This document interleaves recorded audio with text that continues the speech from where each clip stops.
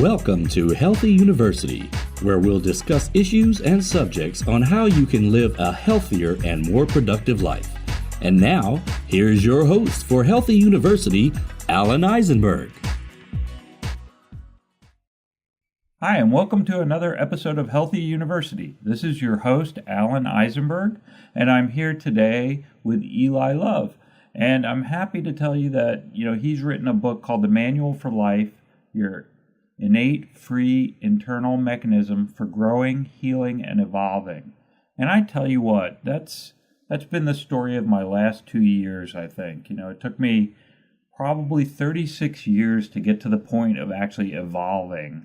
And, I probably thought I was 18 for way longer than I should have. But, I learned that there was a lot of pain in my life and that I had to, get over it. And I think that what Eli has written about here is going to be very interesting to talk about because I think we all go through that at some point in our life. It's known that 20 to 30% of us deal with depression on any given day. And why are we depressed? A lot of it has to do with how we're feeling about ourselves or our life. And I think when we talk to Eli, we'll learn a little bit more about how we can better ourselves.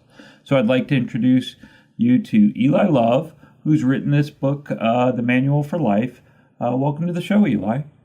Alan, it's a pleasure, total pleasure being on the show. Thank you for having me on. Yeah, I'm so glad to have you here. And so tell me a little bit about how you got to this book. I'm a writer too, so I know. Everything we do comes out of our lives, comes out of things that have happened to us. So how did you get to the point of wanting to write this particular book? Wow, I'll tell you, you and I have a similar story. You said 36 years, and for me, 32 marked the spot. From the beginning, I grew up as a son of a drill sergeant, and I always said I was in the Army for 20 years, and then I left home. And do you know the book, The Great Santini, or the movie? Oh, I have not seen that yet. Oh, that's Pat Conroy. He actually just died, but he was the son of a drill sergeant who abused the family fairly badly, and he wrote a lot of fiction based on his stories. But you've probably seen some of his movies if you're a movie buff. Great Santini was made in the 70s. Prince of Tides was another one he wrote, but they were all true stories. Like he actually wrote, like he went to the Citadel and was abused there, and he wrote a story about that. And so it's interesting that you say that. So I'm interested to hear more about that because I'm a huge Great Santini fan, and how the son, how his character and the father dealt with living in that life of sort of being the drill sergeant, doing the same thing at home that he was doing to the Army people. So what was your experience? Very similar. I'll definitely check those movies out. My personality type is one to avoid confrontation and figure out a different way to do it. So growing up with my dad, he was the drill sergeant and I was the corporal. And my way of dealing with it was just to shut up and do what I was supposed to do. And I remember saying to myself, at one point I was very frustrated and I said, darn it, I'm just going to follow the rules. And when I leave home, I'm going to be myself. I'll go back to being myself then. And of course, when I left home, I was too stuck in my ways. I couldn't do it. And I was literally surprised. I was going, what? I'm not going back to my old fun self. This is not working. In any case, another part of that is when I was 5 years old, I played with my brother and little kids, and there's a certain level of awareness, connectedness, and presentness that we have in our bodies when we're very young like that. Mm-hmm. Yeah. And I would look up into the world of adults and see them as grouchy and disconnected, and I would say to myself, there's something wrong with those adults, and I can't figure out what it is, but I got to find out. I remember that moment. I was 5, and I meant it. And so from that point, it was always in the back of my mind to look at the way people healed and look at their modalities, look at their results. And I was brought up in a military family, so we did lots of traveling. Yeah. And then I became a musician after that and did extensive traveling, being a musician around the world. And I was always looking, what makes people heal? Some people go to witch doctors, some people go to medicine, some people go to meditation, all kinds of stuff that works. And what I noticed was that for most of them, it worked temporarily. Mm-hmm. It was fixed, it was a temporary aside, or if it worked permanently, then the same problem emerged in a different part of their life or a different part of their body. Right. And over the years, I discovered that.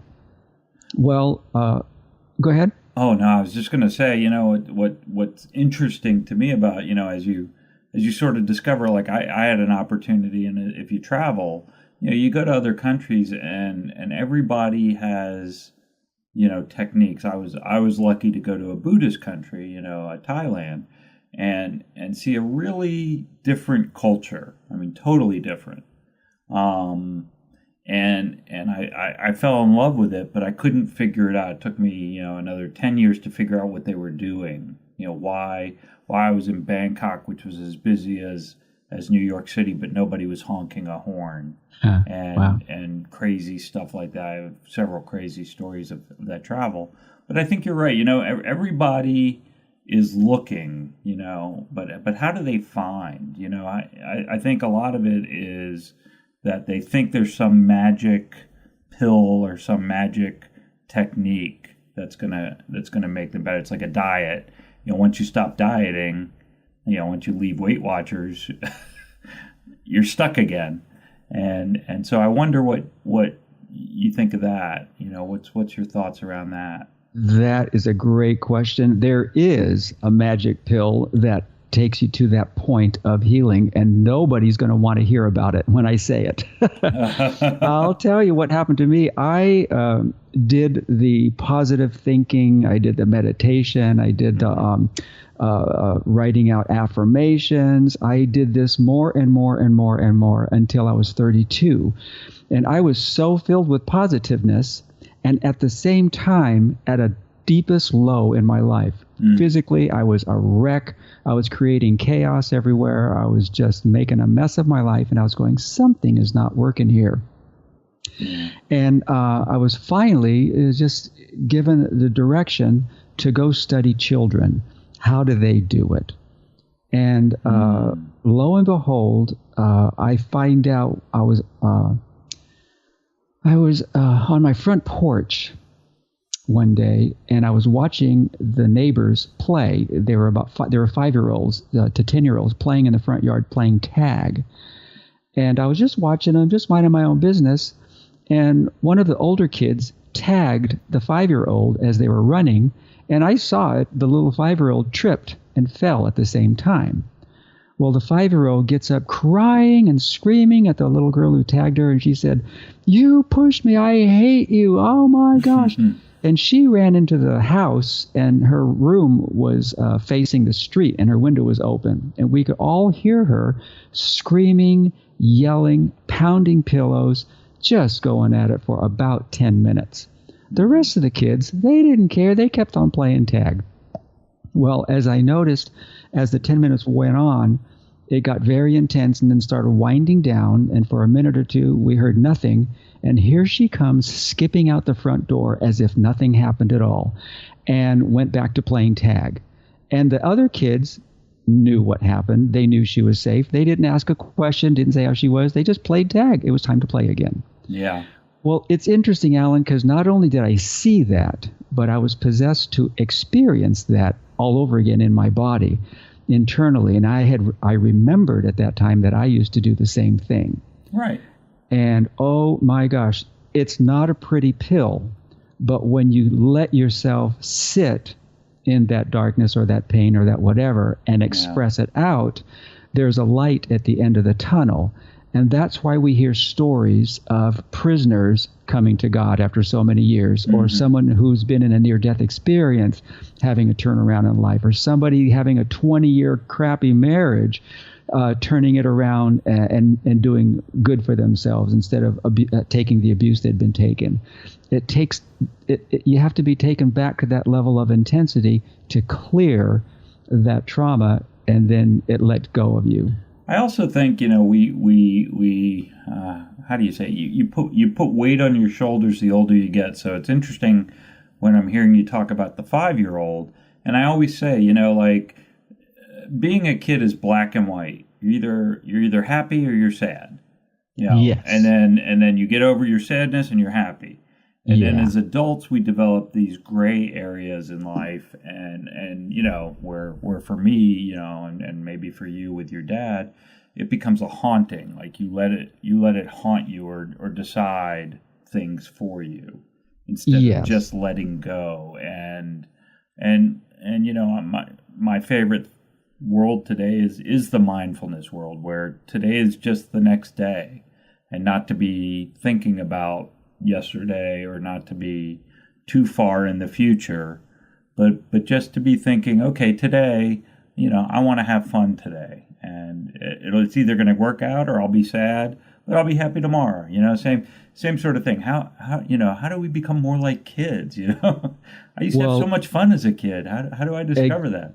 Exactly, Alan. Let me tell you what happens is when we are kids, we go through that process of being totally positive and then moving into a dark space and crying it out and then being positive again. And we allow ourselves to go into intense happiness or joy, and then intense darkness or sadness or grief or whatever. And when you go both directions in one day, you end up at the end of the day free of whatever stress was in your day. Mm-hmm. But most societies teach us to go away from that. They say, no, be a big boy. No, suck up those feelings. No, stop acting like a little kid or an infant. And we learn from our people around us to hold that stress in. Once you do that, you've got that stress for the next day to release. Yeah. And if you don't get it out that day, it builds up for the next and the next and the next day, until we start getting physical ailments, opinions that don't belong in our head, beliefs that don't belong in our head. All kinds of stuff start happening as the days go on, the more complicated it gets. Wow, you're so right. And I'm guessing you've been there too, as I have. And for me, it was my stomach, and I thought for sure I had stomach cancer, and I couldn't eat, and I couldn't do this. I lost 20 pounds very quickly.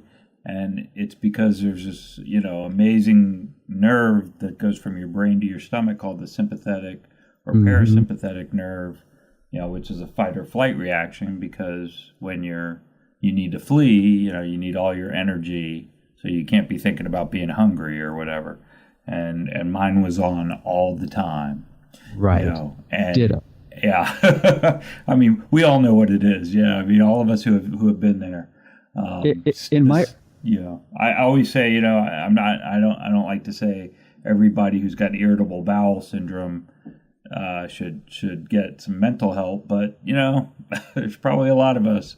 The mind and the body is so connected. I used to think in my early 30s that it was totally normal for my heart to pound 24/7, and I had no idea it was 30 years of repressed tension. Yeah, and you build it.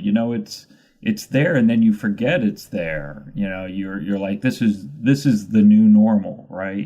So exactly. So we think that's the way we should feel, instead of that's not the way we should feel. And another big part of this work is we get brainwashed into thinking that being positive or thinking positive is good, and being negative or being ugly is bad. Stay away from the bad and embrace the good. And we have so many techniques and thoughts and beliefs around that belief system.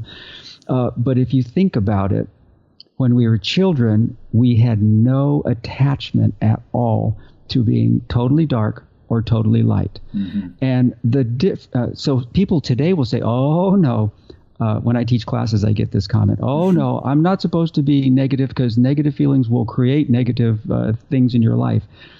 I say, yes, that's true if you have negative thoughts or emotions and then sit on them. But if you do like a child and have a space in your life where you can let go of that negativeness until it clears. For some people, it's 10 minutes. For some people, it's 4 hours. And for all of us that do this work, it's any of those and anything in between. You have to stay in that moment of darkness until it leaves you, not you decide to leave it. Wow. And there's the magical ingredient. That's the magical ingredient that I've yet to meet a person that has actually done that. Yeah. They'll have some kind of belief system around why they shouldn't. And the people that I've taught to do that all say the same thing. They just go, I just didn't know that this was possible to have so much joy after one of these sessions. Yeah, well, and I think, a lot of people don't think a lot of people think that they're supposed to be happy all the time. I went to my clergy. Yeah, I went to my clergy and I said that. I said, this was at sort of when I was in recovery from my being down. And I said, I just don't feel happy. And he said to me, he goes, do you expect to feel happy all the time? I said, I don't know. I'd like that. He goes, happiness is fleeting. It comes and it goes. And you accept, you can't have happiness without sadness. You can't have good without bad.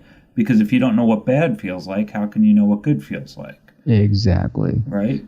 Exactly. Analogy I use is you have to breathe in the good air and you have to exhale the bad air. And you have to take in nutrients and you have to expel nutrients as distasteful as that is. Sometimes you have to do it. Otherwise, what? You're going to die. So now we're teaching mindfulness. Yeah, exactly. And I call it potty training in the world of emotions or feelings or thoughts. You have what you end up doing is you potty train yourself to hold in the stress of one day for a moment or however long it takes, then go somewhere and let it all out until it clears itself. What an awesome way to think about it. Yeah, to me, that's just as important as teaching an infant potty training in the real world. Well, and we as adults have to realize that training never ends. So, believe it or not, we've talked for half the show. I need to cut to a commercial. But when we come back, I'd like to talk to you more about like the mechanisms and how people can learn to do this that we're talking about, because I think that's almost the most important thing is that people have to learn. They have to learn how to do it. So we'll take a quick break. I'm Alan Eisenberg, and I'm here with Eli Love having a great conversation about how to evolve your feelings and heal. We'll be right back on Healthy University.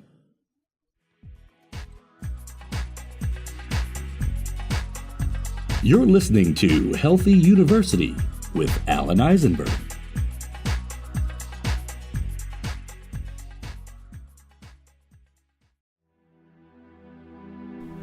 Deep in a dark hole in the recesses of his mind, Alan tried to bury all the bad memories of the bullying that happened to him. But memories can't be buried, and he would be haunted by his youth and these memories for a very long time to come. Then he must confront and come to terms with his own youth and the things that happened to him. Find out what Alan didn't want to remember. Read A Ladder in the Dark, My Journey from Bullying to Self-Acceptance. Available now at Amazon, Barnes & Noble, and most major book retail outlets.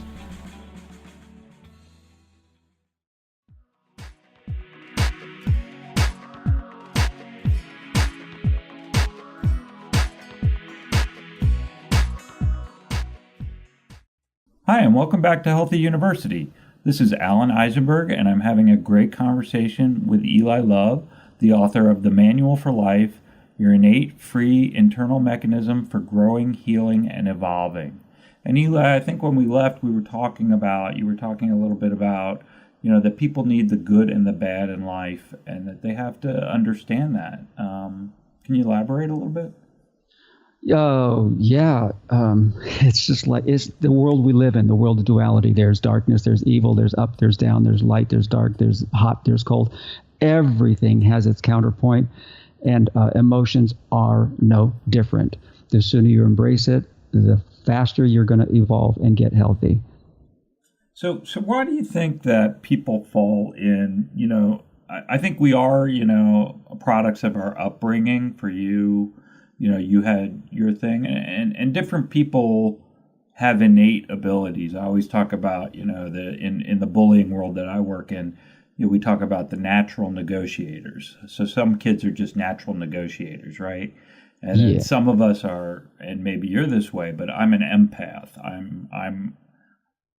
I have a sensitivity to the world around me, so I'm very sensitive. Like I can get overwhelmed very easily by a lot. Right. So a lot of us who talk about this or do this kind of work end up, being that type. So for me, it was easy to be picked on because as a kid, because I would react, and that was my vulnerability, but also what makes me a great person. So later as I learned, I said, well, what if I didn't have that? What if I just didn't care what anyone thought of me or what I thought of anybody, and is that something you kind of look at, like, you have to embrace who you are? And well, sure. As a matter of fact, I did just that.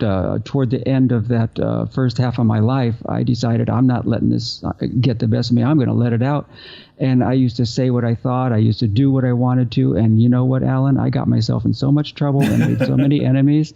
I discovered real soon that when I do this in the real world, it makes trouble. Yeah. So how am I going to fix this? I need to let it out. I know that. But at the same time, I don't want to alienate everybody around me. And that's when I started paying attention to children. Children don't care if they have an audience or if they get mad at the person to their face. This little girl went to her room and just did it all by herself. That was a magical ingredient.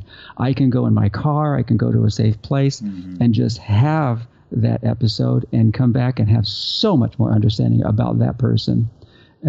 And what I was going through. And I also think, it's got a lot to do with you. You have to accept, I always tell people when I talk to them, or I always think, there's only one person in your life you're going to have to spend your whole life with 24/7, 365 every day. And that's you. So if you don't like you, when you go, like when that little girl goes off into her room, I don't think she's always thinking about all the other kids. She's thinking about, how do I feel? Why? I'm here by myself now. Let me think about this. Let me think about what I'm doing. And then she finally, you come to a realization like, okay, well, maybe I don't want to do that anymore. Or maybe I just need my own time out, like giving yourself permission to take a time out. Or even what I tell people who have been through depression or something where, they spend every day in bed and then they feel better. And then one day they feel like they just want to be in bed all day. And I say, that's okay. You can have that day. It just can't be that month. It just can't be that year. You have to be able to say it's okay to feel bad and it's okay to feel good. And as long as there's a balance, right? Well, what happens is if you do that staying in bed for a week or a month unconsciously, it lasts a lot longer. If you do it consciously and use some of the exercises I'm going to give you in a minute, that process is infinitely shortened, the time that you spend in those down times. Awesome. Well, it sounds like you're going to give us some great information. Yeah, let me start with a story, though. I used to teach this class, a 6-week session at high schools, and all I would do is give them the information I'm giving you on this show and then send the kids home and say, do your little workouts or processes for a week and come back and we'll talk about your results. And in 6 weeks, we'd get these phenomenal results. And during that time in one high school, a teacher came up to me and said, I heard you're doing this work. I've got 6 boys in my class who are just hellions. They make trouble. They pick on the girls. They make their girls cry. I can't control them. Would you mind dealing with them? I said, sure, send them to me. They would come to me for that period every day. We made a space in the library, a special room. And I told the guys, I said, okay, we're here and you guys can talk about anything you want to. And they said, what? I said, yeah, these are hard guys. These are like gang members and stuff. I said, talk whatever you want to. It's okay. I'm just here to listen. That's all. And they said, yeah, right. So they said, can we talk about girls? I go, sure. They go, can we talk about drugs? Sure. I said, can we talk about guns? I go, talk about whatever. Oh my gosh, Alan, they just started filling the room with so much filth and so much stuff. And they would look at me at the side of their eyes, going, is this guy going to stop us or what? I just let them talk. It happened for 2 weeks. I let them talk. And I could hear by the end of 2 weeks, they were starting to wind down.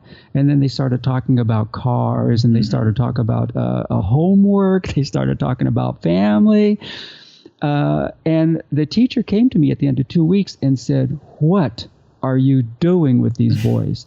They are walking into my class, they're opening their books, and they're doing their work." I just gave them a space to talk and release. Simple as that. And that's what that's what so many people don't understand. I'm a huge fan of talk therapy, and it does not have to be with a specialist. Talk therapy is not getting advice on how to get better. No. It's just talking it out. You talk to the point where you don't want to talk about that anymore. Thank you. You're right. Thank you. And that's the very first exercise that I give to people. It's called a power talk. Whatever's bothering you, if you're nervous about a presentation tomorrow, if you're mad about somebody that just fired you, whatever it is, if you're mad about a pimple on your face, and if that's what's on your mind, talk about it nonstop out loud until it finishes you. And at the end of that period of time, usually between 20 and 60 minutes for us when we first start doing this, you'll get a shift. And there's 3 shifts. One of them is a mental shift where you'll be talking and you'll be going, oh my gosh, I never thought of that before. And it'll be new information about you and about the way you're doing life. And you go, whoa, that feels so good. I'm free. And you'll feel the stress leave your body. Yeah. The second shift would be an emotional shift where you talk and you talk and you talk, and then you find yourself getting angry or you find yourself getting sad. Well, if it's okay with you, go ahead and finish doing that, because at the end of that part of it, you'll come back to peace and you'll get a shift. Yeah. And then the third shift is a physical shift. You might feel twitch in your eye. You might feel pain in your back or a numbness in your leg. Whatever physical shift comes up for you, bring that into your conversation and talk about it and say what that feels like and go on and on and on about that until it finishes you. But at the end of every session, whatever you go through, it's going to feel great at the end.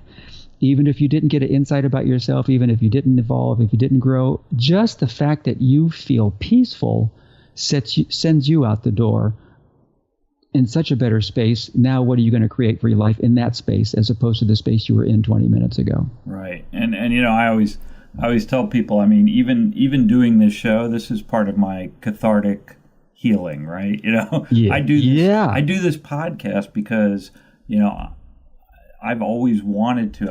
I was an actor, and then I studied media, and I love doing these things. And then, I gave it up for a while. I got into the, internet world, and where you sit in your chair all day and doing these things. And I had no creativity going on in my life. And I realized I needed it back. And I love this. And I also know that, like when I was going through my toughest times, I had, friends around, and I would share with them, and they'd go, me too. The Me Too game, like nobody's talking about it, but we're all feeling it. It's you find out, oh, this friend of mine's gone through depression. This friend of mine's had all his guns taken out of his house because of his issue one time. And, you don't know any of it because we don't talk about it, because it's such a taboo subject to be able to, and we're not supposed to feel bad in life, and we're supposed to be satisfied with, good salaries and this and physical items and all of these things, and none of it makes us happy. I always talk about, because I'm a creative, Robin Williams kills himself, people, Michael Jackson, people that you're like, how does this happen? And you're like, happiness doesn't come from any amount of money or any success or fame. None of that matters. None of that is what it means. And that's what that discovery is, unfortunately. Is when you watch these people go down, they were not happy. They were not people that enjoyed what they were doing in life. And so, if you had one more great piece to say, I know it's impossible to believe that the time has flown, but what other piece of advice do do you think is really important for people to get?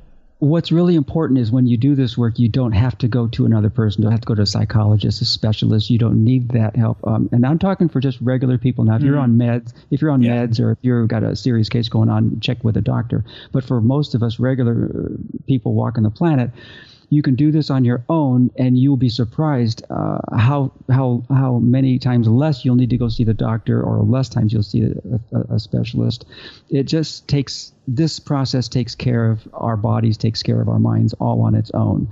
And the stress on it is, don't get caught into thinking. As soon as you shut your mouth and stop writing a power write or power talking, as soon as you stop the kinesthetic part of it, you start thinking and start building up the stress all over again. So keep it external and keep it going until you get to that peaceful place. For the thousands of people that I've taken through this process, most people stop short. They want to get out of the process before they're really at peace. And so I'm only there as a facilitator to say, no, what's left? Why is your foot fidgeting when you say a certain word? And then they have to go talk about their foot.